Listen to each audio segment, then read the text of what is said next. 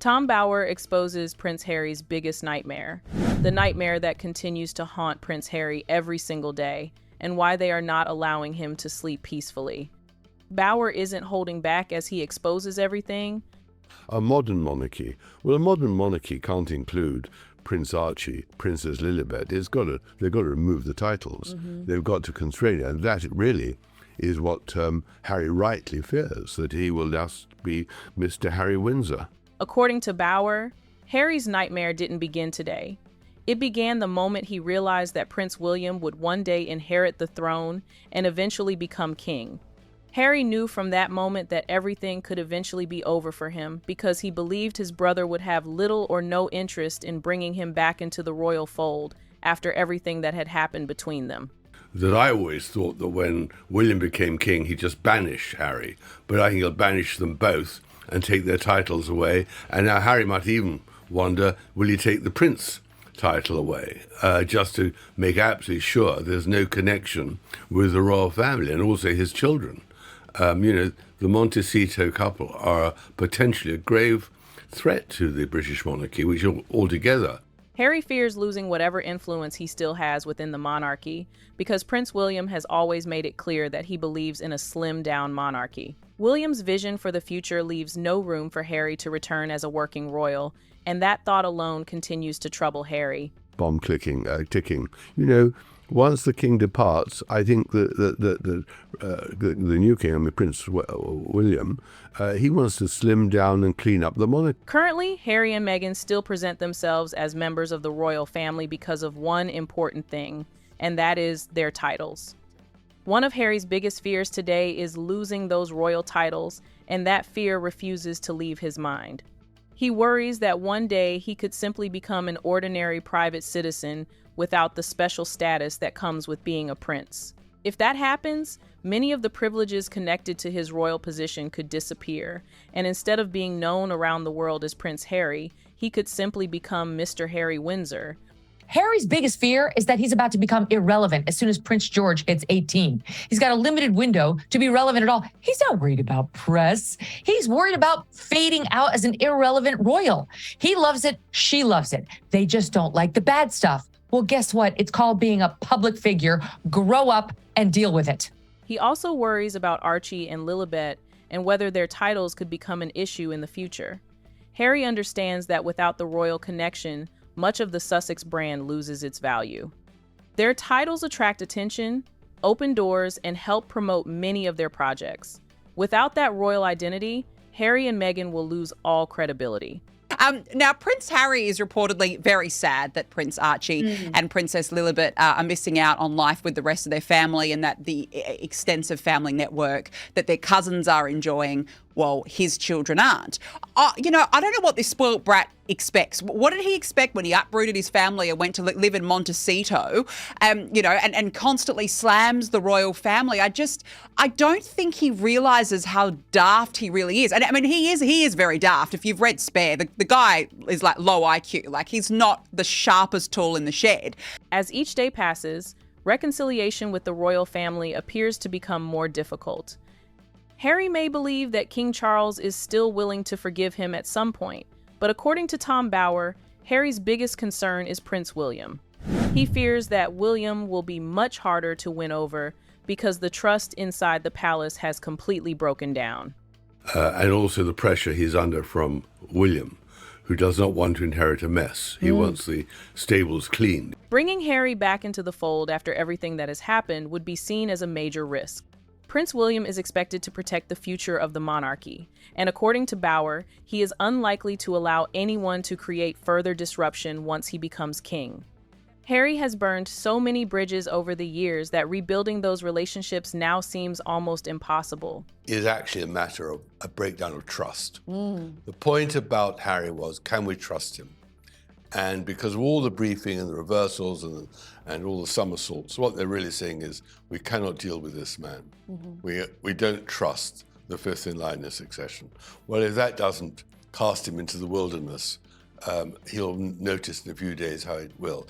According to Bower, another major fear Harry carries is the possibility of being forced to publicly apologize. If reconciliation ever became possible, Harry knows he would probably have to admit that many of the things he said and did against the royal family were wrong. He would have to address the Oprah interview, where many controversial claims were made, and admit that some of those statements caused serious damage. He may also have to apologize for the Netflix documentary, including the scenes where Meghan mocked the late Queen with the exaggerated curtsy. This is a big deal. I mean, Americans will understand this. We have medieval times, dinner and tournament. It was like that. Like I curtsied as though I was like,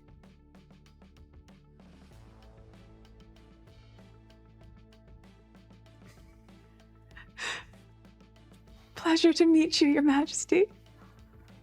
Like, was that okay?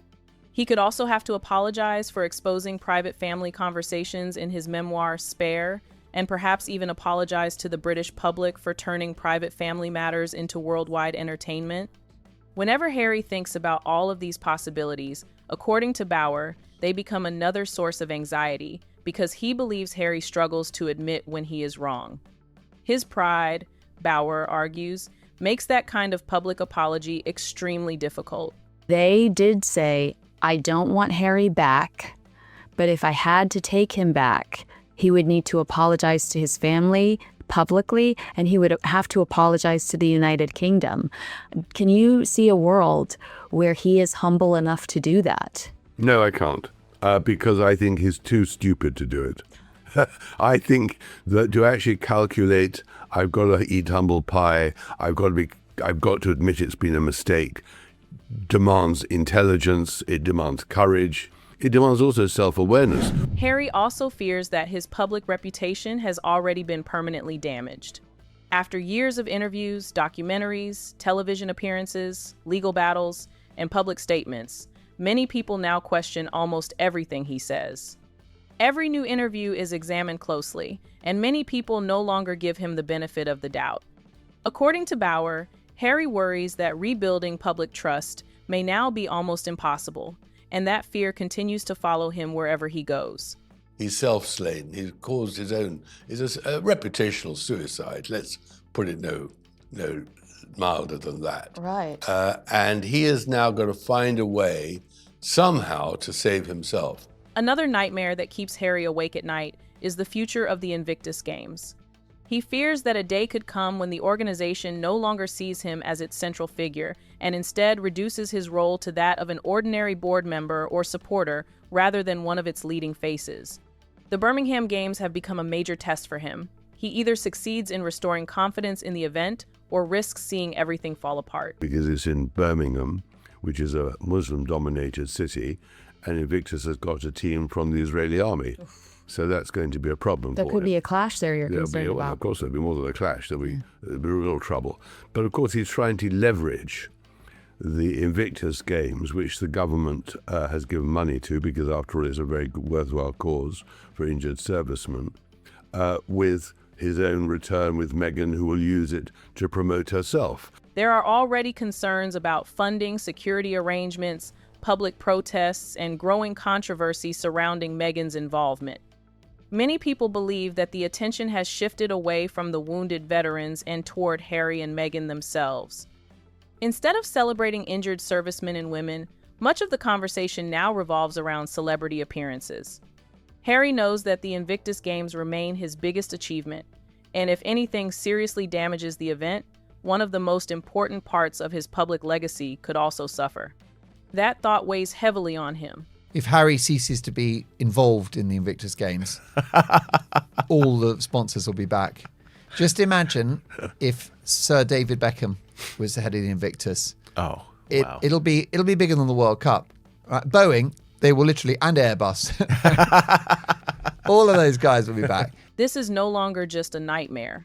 According to Bauer, it has become Harry's reality. He is under financial pressure, and that is something he always feared would happen. Going broke is one of Harry's greatest fears because he believes losing money also means losing influence. That is why he continues to seek public attention, media coverage, interviews, and speaking opportunities, hoping they will attract new sponsors and business opportunities.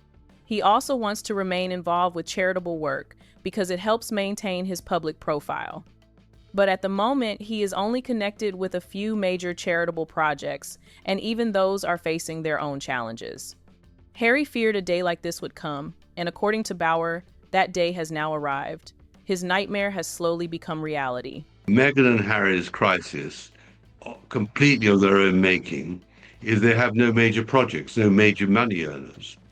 And so they're more desperate than ever. And I think that they don't know what to do other than to try and come back to Britain and rebuild themselves as some sort of members of the royal family. Tom Bauer also believes Harry fears becoming completely irrelevant. His influence continues to shrink, and the royal connections he once enjoyed are becoming fewer and fewer. Senior members of the royal family rarely appear with him anymore because they want to avoid further controversy. Harry now has less access to the institution than ever before, and the support he once received from palace officials is no longer there. Even the Invictus Games, which once enjoyed visible royal backing, no longer receive the same level of public support from the royal family. Harry notices all of this, and according to Bauer, it leaves him wondering whether his place in public life is slowly disappearing. And Meghan will accept it. But there's no way, in my view, that William and Kate are ever going to accept Meghan back. And that's finished. And I think the events with Andrew show that the Sussexes have a survival problem now with their titles. So I think that Harry's problem is that he desperately needs a foothold in Britain. He knows he's got to secure it in his father's lifetime. One of Harry's biggest worries is watching the royal family continue successfully without him. According to Bauer, Harry expected that his departure would create a major gap inside the monarchy. Instead, he has watched Prince William continue preparing for the throne, Princess Catherine remain one of the most popular members of the royal family, and King Charles continue carrying out his duties. The institution has adapted. New responsibilities have been shared among the remaining working royals, and life inside the palace has continued. Harry now finds himself watching everything from the outside, and seeing the monarchy move forward without him has become one of the hardest realities for him to accept. The royal family is now in a stronger position without the grifters. Bauer believes Prince Harry's greatest nightmare isn't simply losing a court case or facing another negative headline.